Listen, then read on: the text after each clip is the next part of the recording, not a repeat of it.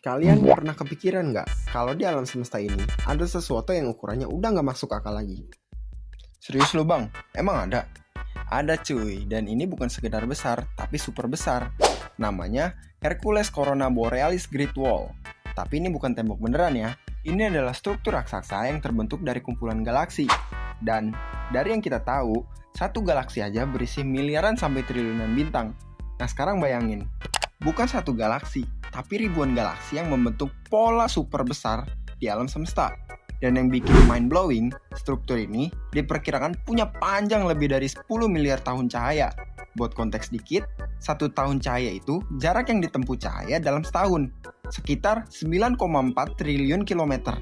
Jadi, kita lagi ngomongin skala yang bahkan angka di bumi udah nggak relevan lagi buat dibayangin. Dan kalau kita zoom out dari bumi, lalu ke tata surya, lalu ke galaksi, kita masih belum sampai apa-apa. Karena struktur ini jauh lebih besar dari itu semua. Tapi yang bikin makin aneh, beberapa ilmuwan bilang struktur sebesar ini harusnya nggak bisa terbentuk. Karena menurut model kosmologi standar, alam semesta itu harusnya lebih merata kalau dilihat dari skala super besar. Tapi kenyataannya, Hercules Corona Borealis Great Wall justru terlihat seperti benang raksasa yang saling terhubung.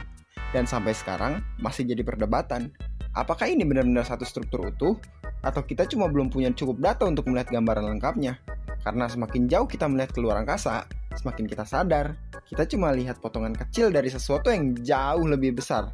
Dan mungkin Hercules Corona Borealis Great Wall bahkan bukan yang paling besar, tapi cuma salah satu bagian dari sesuatu yang kita belum bisa pahami sepenuhnya.